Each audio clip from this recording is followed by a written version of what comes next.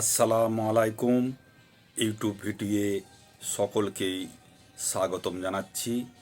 আপনারা সকলেই ভালো থাকবেন, সুস্থ থাকবেন এই কামনা করি। আপনারা ইসলাম ধর্ম, খ্রিস্টান ধর্ম, জৈন ধর্ম, সনাতন ধর্ম, অনেক ধর্ম পৃথিবীতে অনেক ধর্ম আছে। পারসিক, জরাথুস্ট্র, তো এই সব ধর্মাবলম্বী মানুষেরা আছেন। ধর্মগুলো সব তৈরি হয়েছে একটা যুগে, সেই যুগের বাস্তব সমাজ ব্যবস্থাটাকে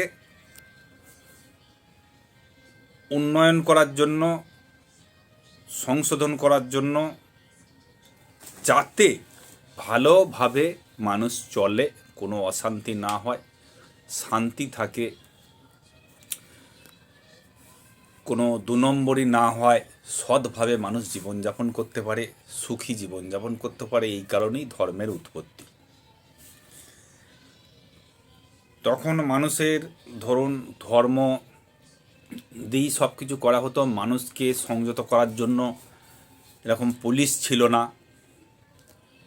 ছিল না কো। তখন মানুষের যে কষ্ট হচ্ছে, কষ্ট থেকে রক্ষা পাওয়ার জন্য কোনো যন্ত্রপাতি ছিল না। এখন একটা মানুষের কোনো কষ্ট হলে কী করে, যন্ত্র নিয়ে চলে আসে। এই কাপড় কাচতে অসুবিধা হচ্ছে, কোনো পরিবারের কাপড় কাচার অসুবিধা, একটা ওয়াশিং মেশিন নিয়ে চলে আসলো। এখন বাড়িতে হচ্ছে যে একটু এখানে যাওয়ার ওখানে যাওয়ার অসুবিধা হচ্ছে, একটা বাইক কিনে নিয়ে চলে এলো। কিন্তু তখনকার সময় সেই জিনিসটা ছিল না। আবার টাকাও ছিল না। এখন মানুষের প্রচুর টাকা, কিন্তু তখনকার মানুষদের এত টাকা ছিল না কো, এত ধন সম্পত্তি, মানে একজনের 100টা ব্যক্তির মধ্যে একজন প্রভাবশালী ধনী মানুষ ছিলেন, বাকি বেশিরভাগই অভাবী মানুষ ছিলেন। তো তখনকার পরিস্থিতি, যখন ধর্ম সৃষ্টি হয়েছে তখনকার পরিস্থিতি অনুযায়ী সেই মহাপুরুষ সে তখনকার পরিস্থিতি অনুযায়ী সব কিছু করেছিলেন। আর আপনারা যদি বলেন যে ভবিষ্যৎবাণী, অনেক মহাপুরুষ ভবিষ্যৎবাণী করেছেন, সেগুলো সব ঠিক হচ্ছে, এখনো পর্যন্ত ফলছে। তারা সেই ভবিষ্যৎবাণী করে গেছে, সেই ভবিষ্যৎবাণী কিছু কিছু মিলছে। তো এখন ধর্মটা যেভাবে পালন করতে বলেছে, এখন আমরা জানি যে তখনকার পরিস্থিতি অনুযায়ী ধর্ম তৈরি করেছে। এখন যুগ যুগ ধরে পৃথিবীর সমাজ ব্যবস্থার বিভিন্ন রকম ভাবে উন্নয়ন হয়েছে, বৈজ্ঞানিক ব্যবহার হয়েছে, বিজ্ঞানের বহু উন্নতি হয়েছে। এখন সে পরিস্থিতিটা নেই যেই সময় মহাপুরুষেরা ধর্মগুলো করেছিলেন। সেই সব পরিস্থিতি এখন আর নেই, তার সঙ্গে আকাশ পাতাল তড়িতপাত আছে। তখনকার সমাজ ব্যবস্থা আর এখনকার সমাজ ব্যবস্থার সঙ্গে আকাশ পাতাল তড়িতপাত। তাই ধর্ম পরিবর্তন বা সংশোধন করার সময় এসেছে। ধর্ম পরিবর্তন করতে হবে। সব ধর্মই বাস্তব পরিস্থিতির সঙ্গে মিলছে না এখন, তাই ধর্মকে পরিবর্তন করতে হয়।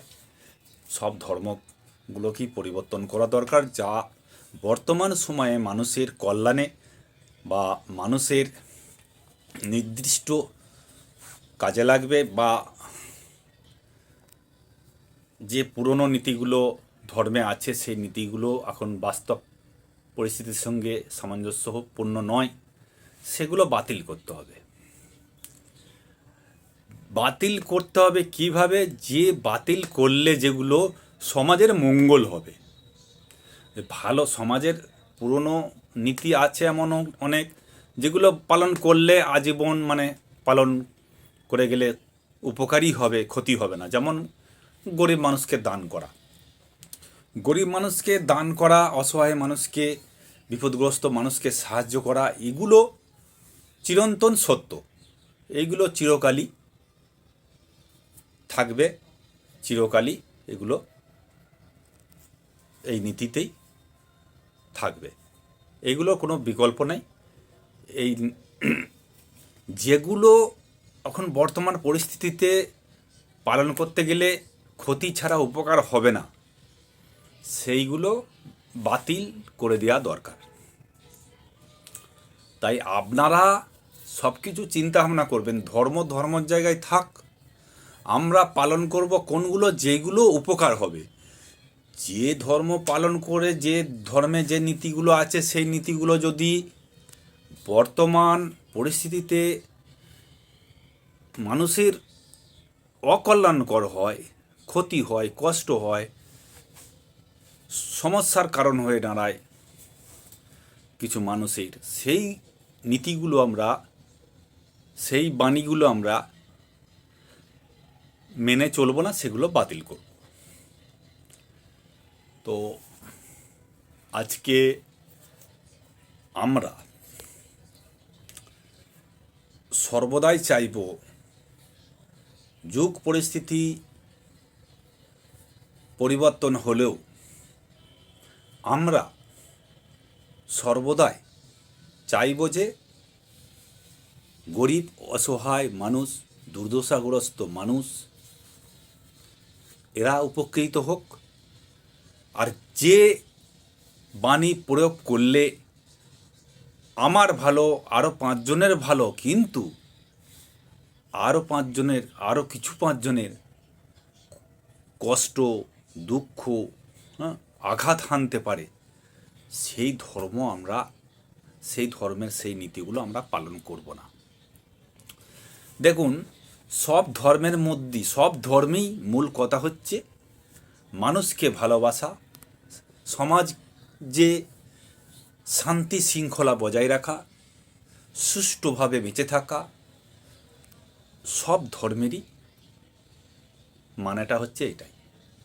ধর্ম পরিবর্তন করা হচ্ছে এই কারণেই, সমাজ মানুষ যাতে সুষ্ঠুভাবে থাকতে পারে, বাঁচতে পারে, মানুষ যাতে একে অপরকে কষ্ট না দেয়, একে অপরের কোনো মনে আঘাত না দেয়, একে অপরের যাতে কষ্টের কারণ না হয়ে দাঁড়ায়, এই কারণেই ধর্ম সৃষ্টি করা হয়েছে, ধর্মের বিভিন্ন বাণী তৈরি করা হয়েছে।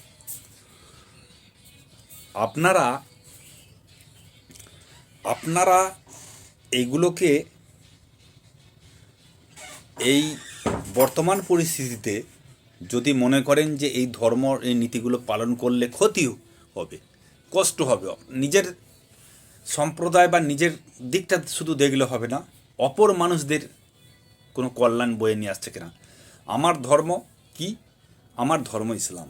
আমি ইসলামের এমন নীতিগুলো বর্তমান পরিস্থিতির সঙ্গে যদি সেই নীতিগুলো পালন করি, এমন নীতি আছে যেগুলো পালন করলে হয়তো মুসলমান সমাজরা বলবে ভালো, খুব ভালো কাজ করছি, কিন্তু অপর ধর্মাবলম্বীদের সেটা অসহ্যের কারণ হচ্ছে, কষ্টের কারণ হয়ে দাঁড়াচ্ছে। তো সেইগুলো আমরা কি করব, সেগুলো যাতে যদি দেখি যে আমরা পরিবর্তন করতে পারছি, এটা থেকে যদি একটু এদিক ওদিক করা হয়, তাহলে কারো কষ্টের কারণ হয়ে দাঁড়াবে না, কোনো সম্প্রদায়েরই কষ্টের কারণ হবে না, কোনো মানুষেরই কষ্টের কারণ হবে না। একটু এদিক হেরফের করলে, তো সেটা আরও পরিষ্কার উদাহরণ দিয়ে বলছি যে ধরুন মাইকে আজান দিলে বা জোরে জোরে মিলাদ মাহফিল জলসা করলে যদি দেখা যায় পাশাপাশি সব হিন্দুরা আছে, তাদের সেদিনকে ঘুম নষ্ট হচ্ছে, ক্ষতির কারণ হচ্ছে, তখন সে দেখা যাবে আমরা ওই জোরালো দিয়ে মাইক বাজিয়ে আমরা জলসা মাহফিল মিলাদ ওয়াজ করব না, অল্প সাউন্ড দিয়ে আমরা এগুলো করব। আজান দিলে আজান সাউন্ড যেন অল্প থাকে।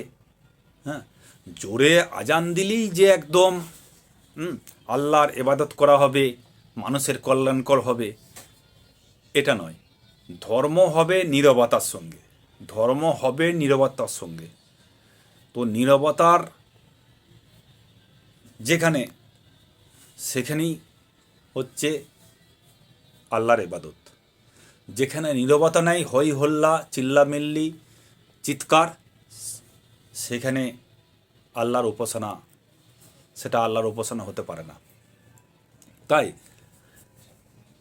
আমরা সর্বদাই চাইব, যদি আপত্তি আসে যে কোনো আজান দিলে আমাদের অসুবিধার কারণ হচ্ছে, আমাদের ওই হচ্ছে, তখন মাইকের ভলিউম কমিয়ে দাও। তাতেও যদি দেখা যায় যে তারও কিছু লোকের অসুবিধা হচ্ছে, আরও একটু কমিয়ে দাও।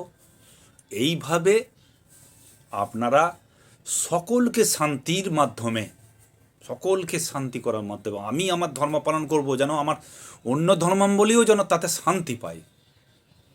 কষ্টের কারণ তো হবেই না, অত তো শান্তি পায়। যেমন আমি ধর্ম পালন করছি, আমার ধর্ম পালন, আমি যখন আমার ইসলাম ধর্ম পালন করছি এমনভাবে যেন অপর কোনো ধর্মাবলীর ক্ষতি হচ্ছে না, অথচ বরঞ্চ উপকার হচ্ছে। কীরকম?